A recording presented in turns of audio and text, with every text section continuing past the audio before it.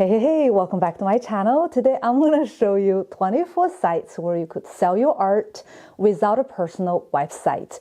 If you're struggling to build a site to be able to make sales, maybe one of those 24 platforms might be right for you because you don't need a site, you don't need payment method, you don't need anything to be able to sell your art right away. I'm sorry, my cat is so annoying, so I'm taking him into custody for this video. I will divide the 24 platforms into different continents like America, Europe, and Asia so that you can choose the one that is closer to you for the ease of management of your logistics. So without further ado, let's go to the first sites. The first three are actually very famous. I'm sure if you have done any digging, you know them already. Number one, Saatchi Art. He is the big brother because it is the largest online gallery and platform for independent artists to sell art on. I have made a video on the pros and cons of selling on Saatchi Art, so I won't be repeating myself in this video. It takes 35% commission in exchange of offering shipping arrangements and insurance. However, the return is likely covered by the artists. I've had artists telling me that the customer would say, oh, you know, the picture was not accurate or the description was not accurate, something's off. And the blame would be on the artist, and the artist would be the one who is paying for the return fees. So that is something to consider before selling art on Saatchi Art. Number two, Art Finder. Art Finder is probably the biggest competitor to Saatchi Art, so it is the runner-up. Depending on your seller's plan subscription, it charges you either 35% or 42% every time when an artwork is sold.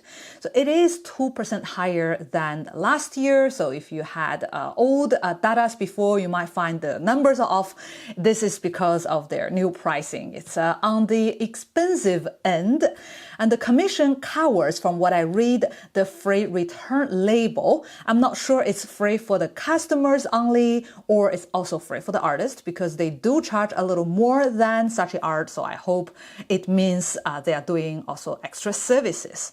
Number three, Etsy. Etsy is the famous low-cost airliner of selling art and craft.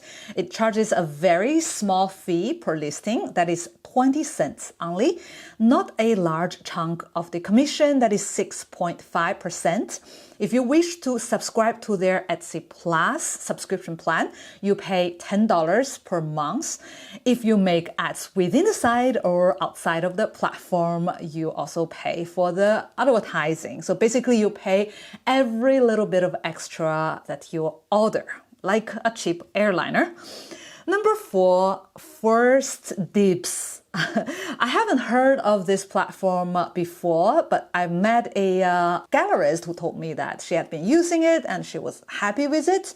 So it's a New York-based platform for mixed luxury items, furnitures, watches, paintings, and sculptures, whatnot. It's quite a mixed selection of products and artworks, and they also accept both artists and dealers. So it's mixed-blooded for the selection and also for the participants on the platform. Their commission rates are quite occult. I couldn't find this information because I see that they say depending on the categories, you might pay different fees. So if you know any information on how much they actually charge, let me know in the comment below. Number five, Artspace. Art and space in one word. It's founded in 2011, and Artspace is an online marketplace for contemporary art based in New York City. Its parent organization is Phaidon Press. If you're French, you'll be saying Phaidon Press. It's a famous art publisher. It makes a lot of sense for the press house to put a platform together because they cover artists and art events, so it's a no-brainer if they would make a marketplace like this. It has a affordable end that is from $100 and also the mid-career artists around $50,000. A quite nice selection of items. If you potentially one day publish with Phaidon Press, you know, it's kind of a one stone two birds because you'll be collaborating with both the publisher and its Phaidon's son, because it's Phaidon's son organization. Number 6, Artplode. Artplode is a mixed platform for galleries, dealers, artists, and collectors.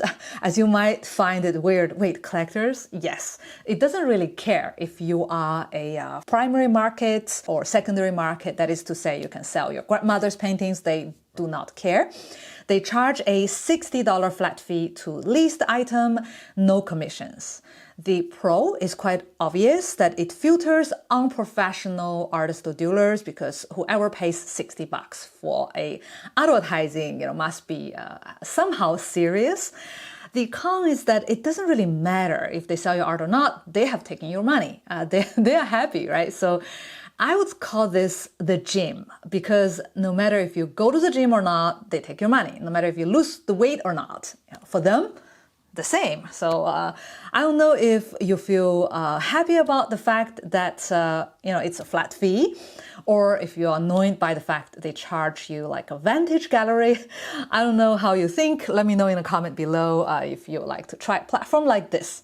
Number 7, UGallery. U as the letter U. It's founded in 2006. UGallery is a curated online gallery based in San Francisco.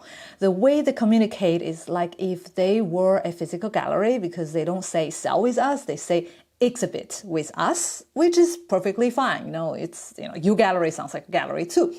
They charge, however, an application fee. That is a slightly predatory, I would say, because I would feel a little uncomfortable paying for application fee, not even knowing if they would go through my application or not. So it's kind of like a visa fee, I would say, or the dentist, right? You go to pay to see your dentist, but maybe the dentist would do something for you or maybe not, but they would be paid just to see you.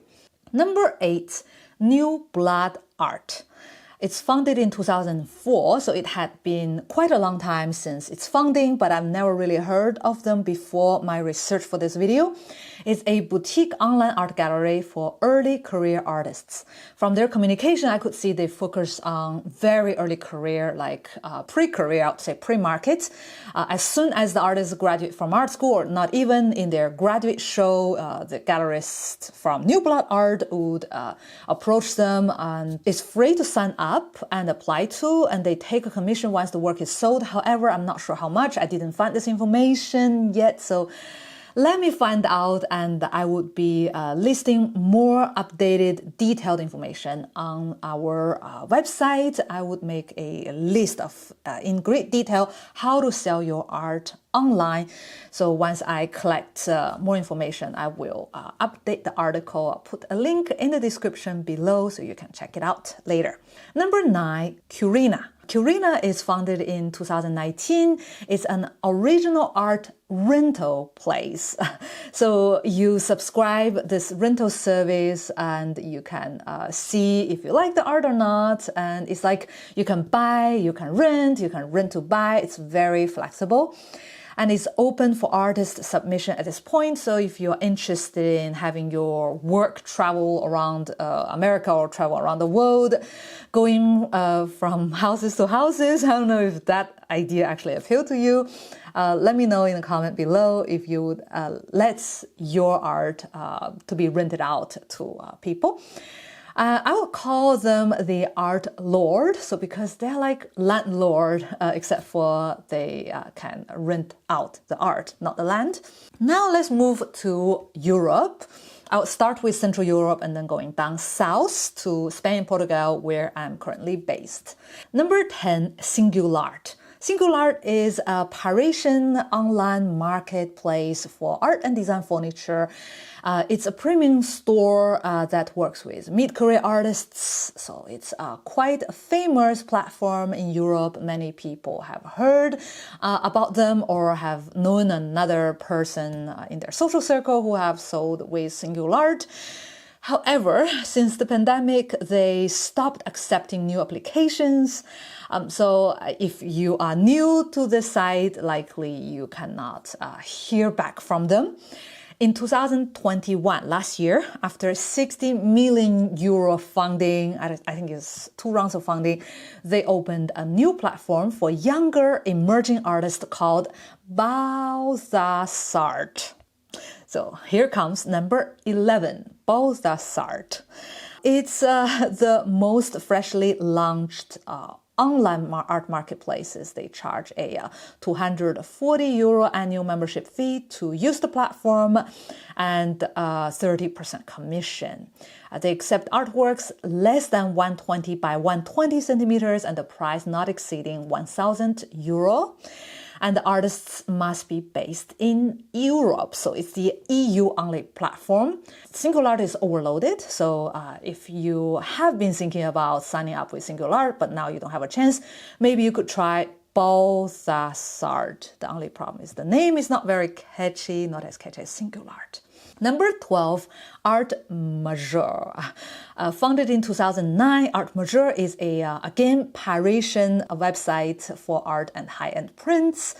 They have two types of services, basic free accounts with 35% commissions plus VAT, which is value added tax that is very common in Europe. So I actually don't need to mention it because this is by law for every country in Europe. You need to apply that as well. And platinum account with 30% commission plus VAT. So there's only 5% difference. I would say a normal person or artist would not really care that much. It's not like you're selling a house with a large sum of money. It's 5% of, I don't know, art that is worth 500 to 5,000. It's not a lot of money. So I would call them the accountant because they are very careful with their numbers.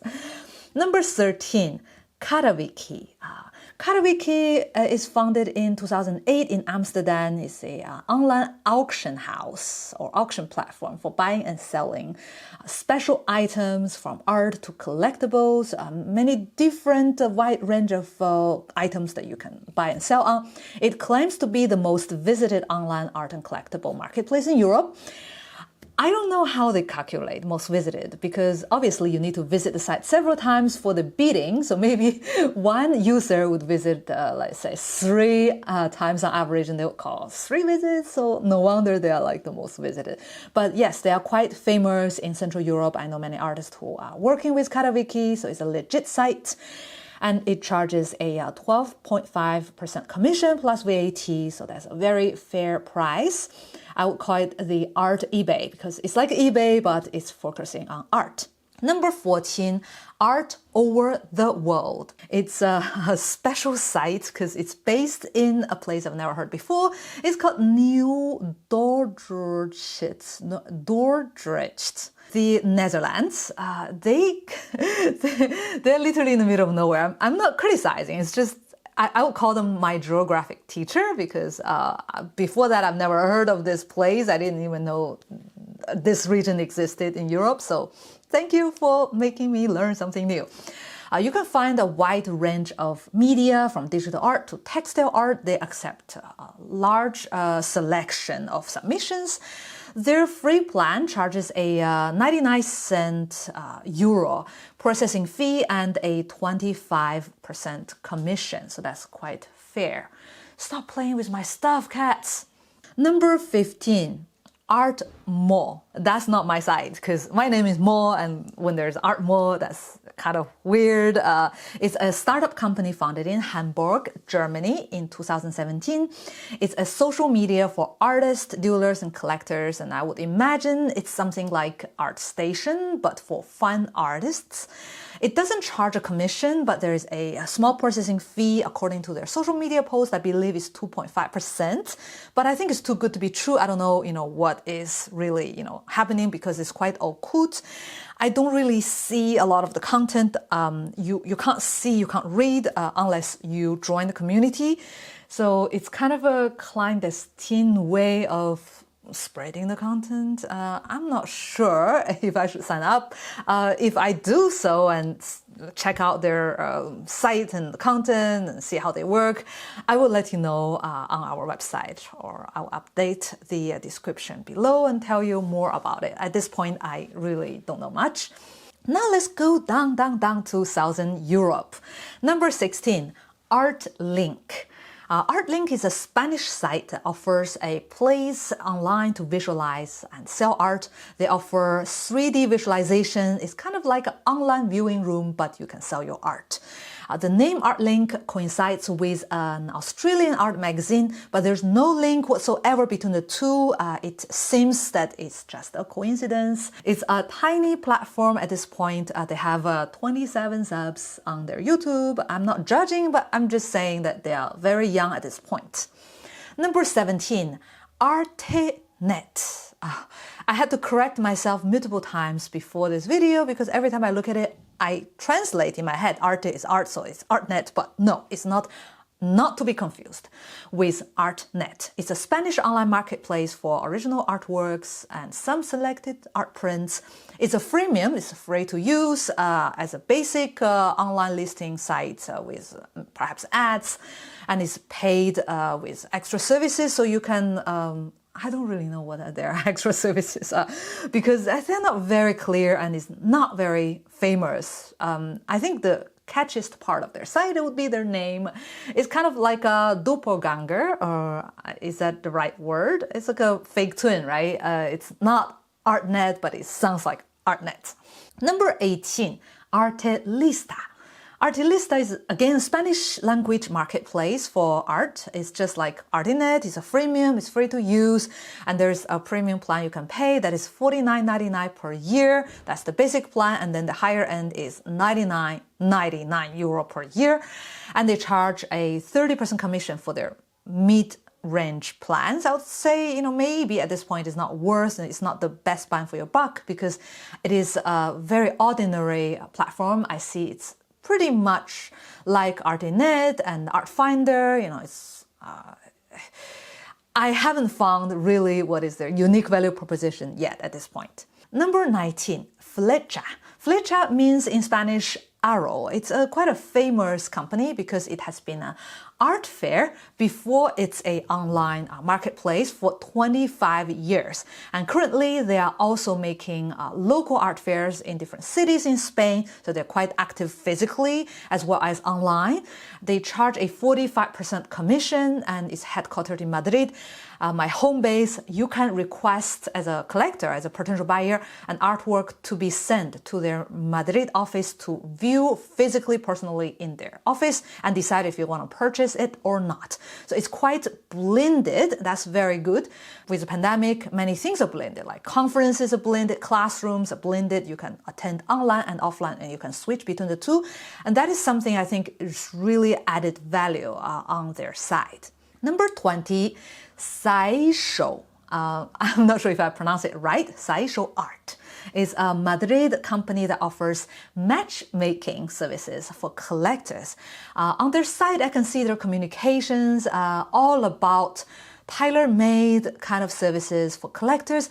I don't really see any sort of program for artists yet, but I think it makes a lot of sense because in the end of the day, it's the collectors who are paying, and if they are not giving the service to the artist, they are giving the service to the collectors. Why not? And they are looking for the kind of art that is right for a particular group or particular one single collector, and your art might be selected. So if you are okay to be in the waiting list, to be in the pool for people to pick you, you are customer oriented, why not? It might be a good place for you, especially if you live in Spain. Number 21, ArtStalent. So it's arts, not arts. It's a platform made by artists for artists. You can see clearly it's made by artists, no offense, not by really IT technicians, because they obviously need a lot of updates. Their site is clearly outdated, missing English language version, and missing many features. They have very little information on who they are, what they do, so I can't tell you right now much more than what I'm telling you. I calculated manually. Currently, they have 2,937 artists registered on their platform. Number 22, P55 Art. P55 is a Portuguese company that focuses on selling artworks fast. That's their tagline. I met them during the Arco Art Fair, Parallel Fair, just Lisbon Art Fair in May, and they seem to be quite serious and passionate. And I talked with their CEO, with their CMO, and it's nice people. They work with both gallerists and artists. If you are living in Southern Europe, especially in Portugal, it's a marketplace worth thinking of. Now let's move to somewhere far away. Asia, number 23, ArtLink. ArtLink is a Singaporean art and design marketplace. It's free to sign up for both artists and galleries. They take a commission when the work is sold. In 2017, they acquired the Hong Kongese-based platform artshare.com. So I would call ArtLink the merger, because I think out of the 24 sites, they're the only one who have merged with another equivalent like their own. If you are based in Asia or thinking about visiting or moving to Asia, it's a site that is worth checking out. Number 24, last but not the least, Loft Asia. Loft Asia is like Curina. It's a Singaporean marketplace to buy and sell art, but also they offer rental services to local businesses like hotels, restaurants to decorate their space.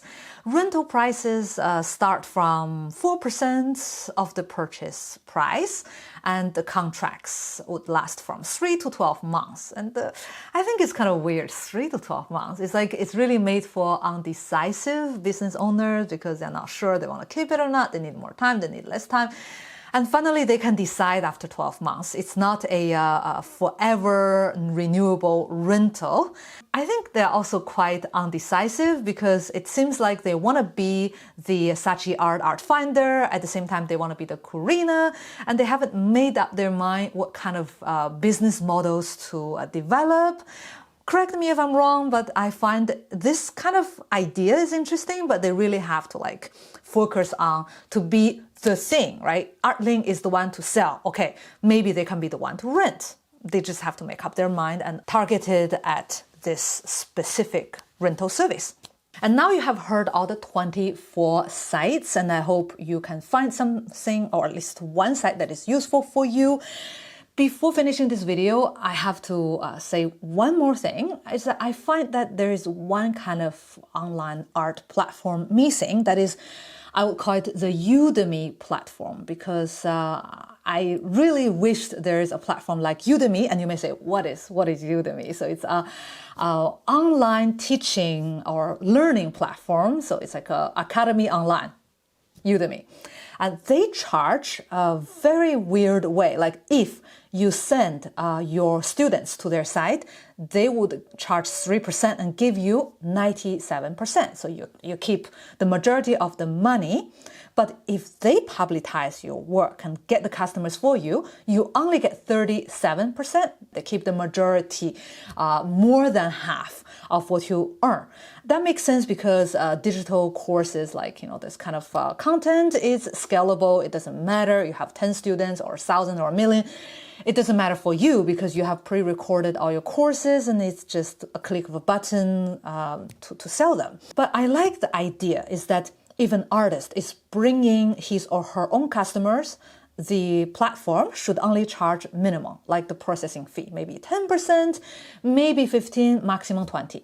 But if the platform brings the customer with ads or with newsletters, it makes sense for the platform to charge a little more, like 35%, 40%, 45%, even I would say up to 50%, like a traditional art gallery without a subscription fee. That is totally fair. I think I really would like to see in the future a platform like this because I want to encourage artists to communicate, to market their works and don't leave all the works of communication to the platform because they get the customers, they keep them, and you don't get your hands on this important contacts, the data, the matrix. They will show you what they want to show you, right? You don't get to see everything. It's not as transparent as you would wish. So that's all for today. Thank you very much for watching this video. Before finishing, a big shout out to our lovely patrons. Thank you very much for your support. Thank you very much, Mishi, for not disturbing me. Here you go. Hey, say goodbye.